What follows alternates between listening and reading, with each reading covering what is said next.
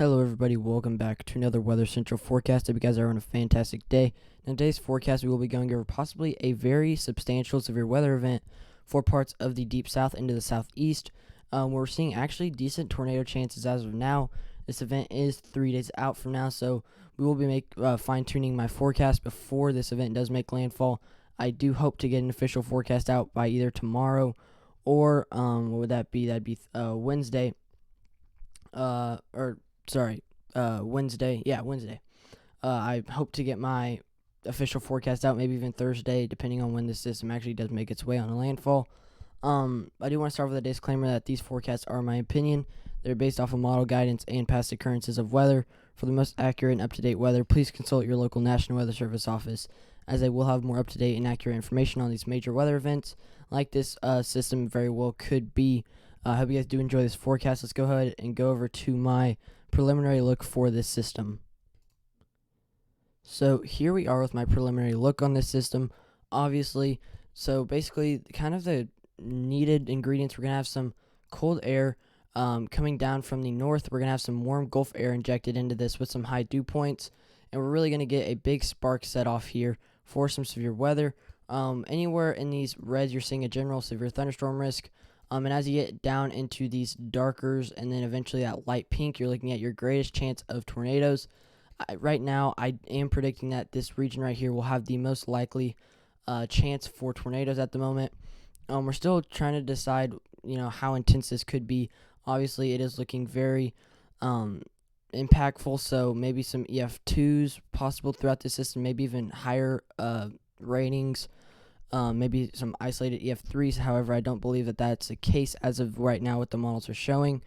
So like I said, as you get into the lighter pink, you're looking at your more enhanced risk of severe weather for this. So let's go ahead and go over to our models. So here we are with today's analysis for the high temperatures. So we can see we actually had a decent day for most of the United States, extending up to the northeast, down to the southeast as well. Obviously, we're seeing some of those cooler conditions up in the more mountainous regions. Some very warm conditions into California as well. Down into the deep south, we're seeing some 80s pop up. Down close to Houston, 82. We're seeing 80s also down into more portions of southern Florida. We have right here, though, we're having a good line of a 60 degrees anywhere eastward of this, for an exception of some parts of West Virginia. Into some parts of northern Virginia, you're not seeing that 60-degree mark. You're just shy of that, but still a very nice day for most of the United States. So here we are with our 2-meter dew points for this system. Now you guys can see a very noticeable purple here, and that's dew points over 70. We can see off the coast we have a good amount of water to work with here and moisture, and that's going to try to push up with these dew points. And we're going to get some of that warm air as well. And like, this model is showing, we're seeing dew points in the 70s, even some parts extending northward, still seeing some 65s, 63s, and over 60s in a good portion of this area, which is definitely enough to support those strong thunderstorms. Some tornadic activity as well. We're not seeing too much of dew points, into parts of eastern Texas or Tennessee extending northward, but still a good portion, like I said, of 60s plus in dew points. So here we are with our surface-based CAPE. CAPE is going to support these thunderstorms as well. So this is 18 hours out from now, which is not when this big event is starting, but you can see we still have some loose CAPE throughout these areas, which is going to allow for some possible isolated supercellular development, not looking likely, but just a general thunderstorm risk throughout these areas for tomorrow. We'll move this on. You can see where we're starting to see those dew points really increase.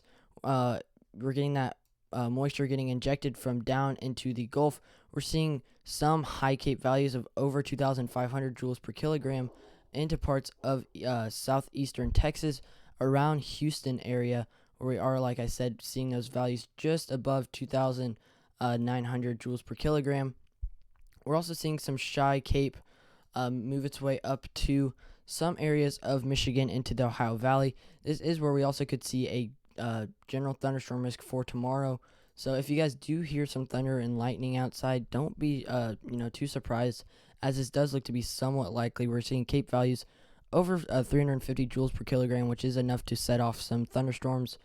If we move this on, you can see we're really starting to see some high CAPE develop into parts of the Gulf, and that is going to transfer on coast.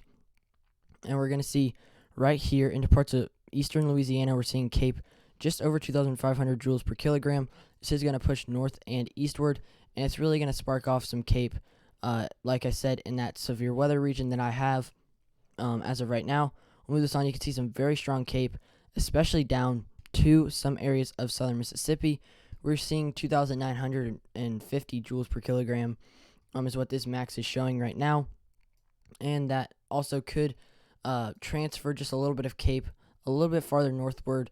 But like I said earlier, it doesn't look to be too much CAPE over to the western part or to the eastern part of Tennessee, just because we didn't have those dew points line up either. So it looks like your risk, I should say, is going to be fairly low for strong severe thunderstorms. But they definitely are still possible, as you guys can see there. You guys get over 750 joules per kilogram. And still down to the south, you're seeing over 1,000 joules per kilogram of CAPE, which is still going to be enough to support those severe thunderstorms. Don't be surprised if you guys do see a severe thunderstorm warning. And obviously, as you know, you're in the prime of this event. Obviously, tornado warnings throughout here is also very likely. At this moment, if we move this on, you can see it kind of dies down. You might see some sort of severe weather off to parts of the southeast onto the North Carolina coast, as well as South Carolina into parts of southern Georgia, and maybe another severe weather event brewing, as this shows, which we're not going to go too into depth of that, but you guys can already see early signs of some more severe weather. So here we are with the precipitable water. Basically, if your precipitable water is over 1.2 inches, you're looking at some flash flooding possible.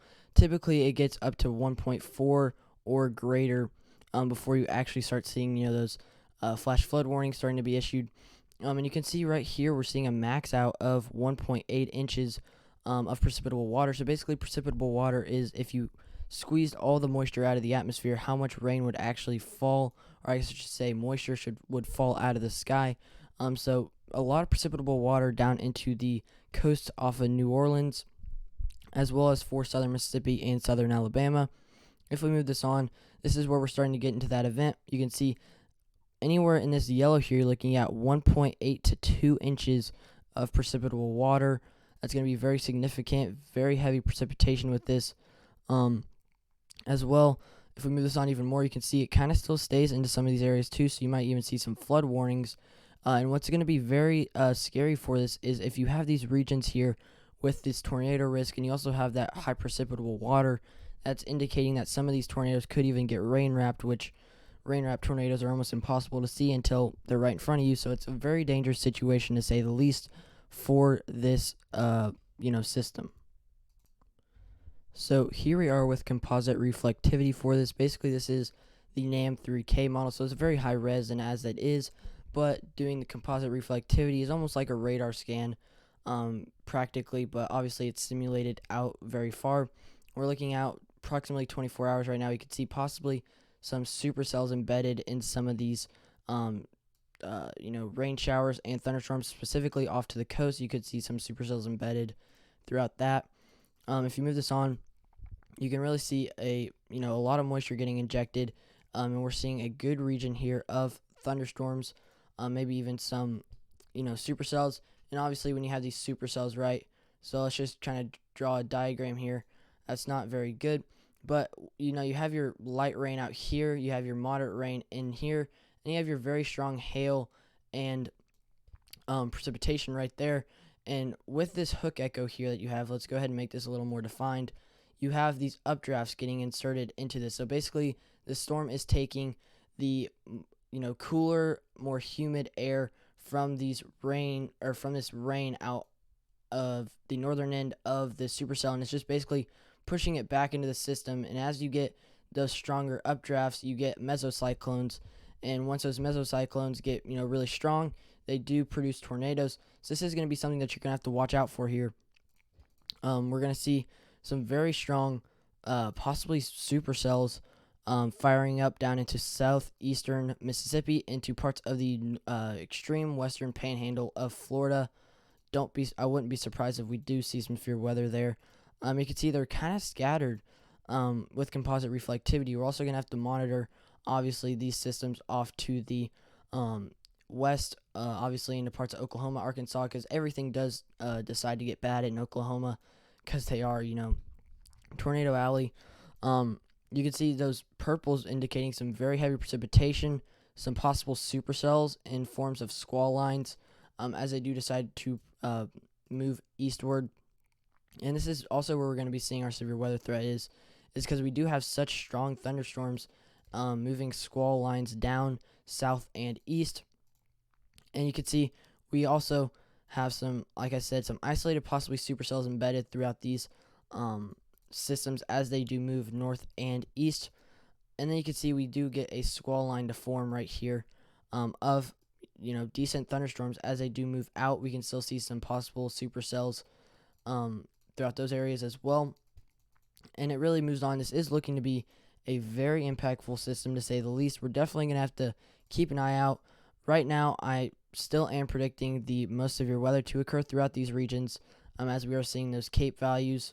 I would have liked to go over shear in this video, but we didn't really have enough time because I don't want to make this video too long. So I hope you guys did enjoy this forecast, and I'll see you guys in the next one.